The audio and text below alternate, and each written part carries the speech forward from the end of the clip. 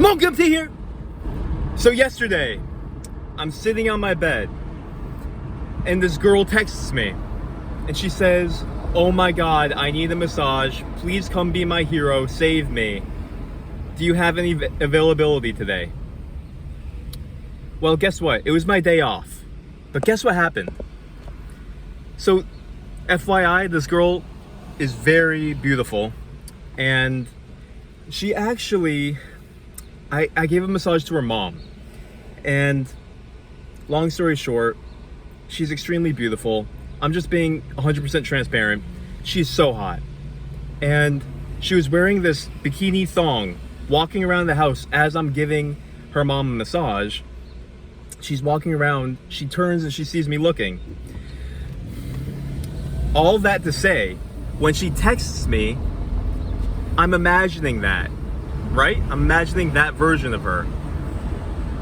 And the power that it had over me, it was hilarious, because it could be my day off, I could be shaking the president's hand. You get that kind of text, what do you think happens? And she said it just like that. Obviously, she knows how to use her power. It was so interesting, because I don't give massages on my days off, but I considered it. But then, so this is what you do when you get tempted and you're kind of in that mode. You don't want to give in to the lust. You don't want to give in to you want to keep your power and maintain your integrity and maintain your will. Let's be honest. So what do you do? What do you do when that hits you? Maybe you're trying to stop watching porn. Maybe you want to regain your power from women who only are hot, but they don't even have your respect. But guess what? They can still control you if you can't control your lust. You're easy to control. They control you like a little kid controls a kite if you have no control over your lust. And they know it. This woman knew exactly what to say to stimulate that in me, to try to get me to come over that day. Because guess what? Most people know that people don't like to work on a Saturday. So she was probably assuming, gotta pull out all the stops to get this guy here without an appointment on a Saturday. And guess what? I almost did it. Just being 100% transparent, because this is just how humans are, you know? Yes, I'm a professional massage therapist, and yes, I have professional boundaries, and I never cross that boundary. But that doesn't mean that people don't try and tempt you, and that doesn't mean I'm not human and I don't have to deal with impulses. So here's what I did, and here's what you can do when you feel that impulse to watch porn, to masturbate, or when you feel like a woman's trying to control you. Or even that you're just losing this head. You're losing your head. You're not thinking logically, you're thinking with your dick. You sit down and you completely just feel into it. You watch the mind and you watch all the cravings and the impulses trying to control you. It's going to try to put fantasies in your head. It's going to put images in your head, and that's just going to keep on ramping it up, feeding it more and more and more. You might even get hornier if you're just sitting there doing nothing, watching it entice itself, titillate itself. It's like you're masturbating, but you're not even touching yourself. Your brain is literally just giving you thoughts that are pornographic, and you feel this reaction inside yourself, and it's trying to take away your will, but you just sit there with it and you do nothing. You breathe, you experience it, and get as interested in it as you possibly can. Because isn't it an interesting phenomenon that your biology is trying to overthrow your will? It's the animal part of you trying to be dominant. Now, here's the thing. Based on how many times you've practiced giving into it, that's the extent to which it's going to be a struggle for you to overcome this thing. We're going to go walk on the beach, guys. Take a little dip. If you've never resisted You have to train that muscle to just let it pass. Because guess what? It has to pass. You can't stay horny all day. You can't. It's just like you can't stay angry all day. You probably can't stay in a state of joy and love all day either. All states pass. So what you gotta do is sit there and just let it pass until you honestly feel like it's passed. Now, what it's gonna do is it's gonna start screaming and throwing a tantrum that you're not giving into it like before. You're gonna start having withdrawal symptoms, and it's literally gonna be like trying to control you, saying, fuck this doesn't work. It's gonna lie to you. It's going to try to control you. It's gonna say, what the hell are you doing? Just take a peek. It's gonna tempt you. It's gonna try to give you little white lies so that you just stop doing what you're doing. Trust me. It'll make up a million excuses of why you should just give into it. And surprisingly, a lot of the time you'll believe it, not because you actually believe it, but because you want to give into it so badly. It has such a stranglehold on you that maybe you won't be able to control it at first. And if you fail, don't worry. Don't feel bad. Because even just resisting it for longer and longer is a win. Even if you can only resist it for 30 seconds and then you give in to the lie, you jack off, and then you come back and you say, I only lasted 30 seconds. I knew I was lying to myself. I believe the lie that I should just give in. I'm gonna try for longer next time. Next time, maybe you get 45 seconds or a minute. You keep on dragging that out, you're getting stronger. Now, these are the subtle wins that you need to make to start training your willpower and to start training. Okay, so this is how you get out of the hole, all right? This isn't your permanent strategy, using willpower. Eventually, your vibration is going to rise as you gain more and more strength. It's like you're this little wimp right now, and you want to be He-Man, right? But at first, you can't lift the 300-pound bench press. So what you have to do is literally just hold it at the lockout for as long as you can, and then it'll crush you. Eventually, you'll resort to better training methods, but this is where you're at the beginning. You have to start somewhere, and use this in conjunction,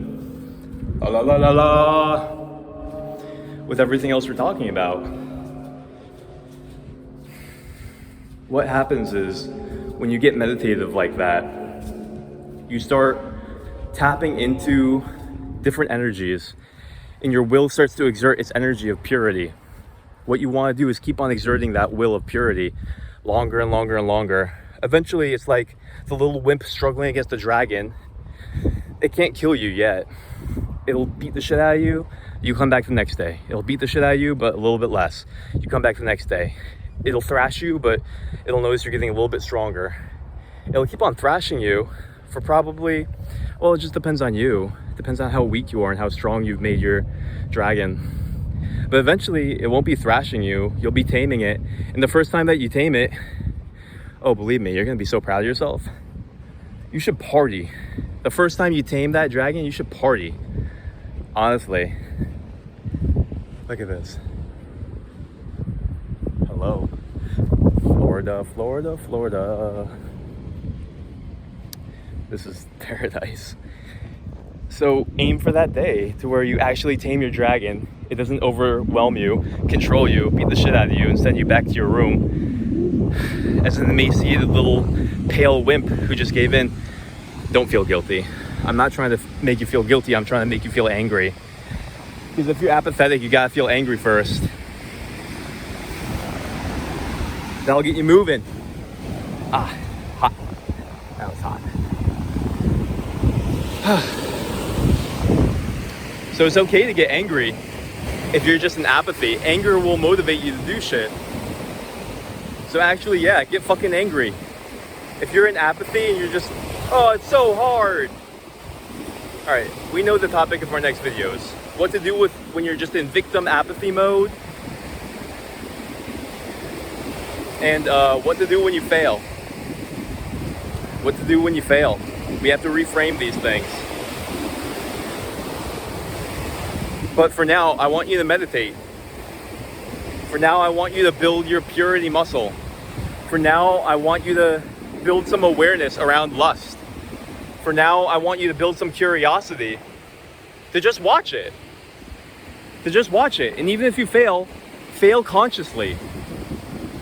Fail successfully. What does that even mean? That means as you're doing it, just be hyper conscious of everything. Every feeling, every thought, every energy that's going through your consciousness. And try to realize as much as possible. Because this is how you start understanding the beast. This is how you start to understand yourself. This is how you start to understand the different energies that try to run through you and control you. And the more awareness you build around it, the more you'll understand how it starts to build up so that you don't get sucked into it. You'll begin to identify your opponent. That's what you have to do. So let's say lust is like a jiu-jitsu match. And at first, you just can't beat this motherfucker. So what do? If you just keep on losing, what do? Well, you keep on fighting, but you keep on being more and more aware and conscious and start noticing more and more. So keep on striving, don't give up. Keep on noticing, keep on learning. Learn one more trick every single time. Build a little bit more resistance every single time. Don't just give in, be aware. At least just watch it with intensity. And be aware.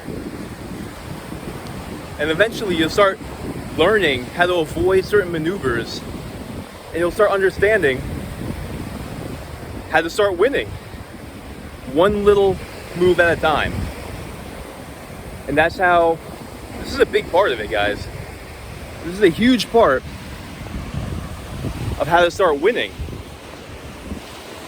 Is that meditate on this concept. Awareness alone is curative. Again, say it. Ingrain it. Repeat it. Awareness alone will cure you. The funny thing is, you're not even aware of what awareness is now, because you haven't even put your awareness on what awareness is.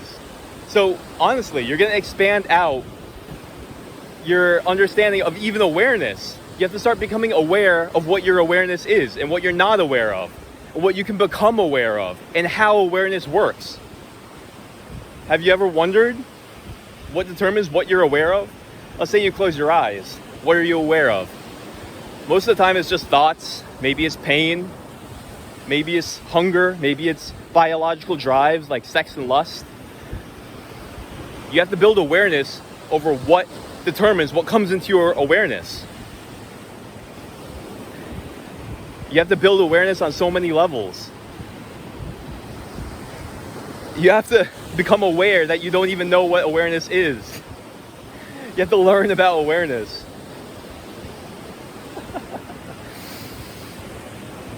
But think about it.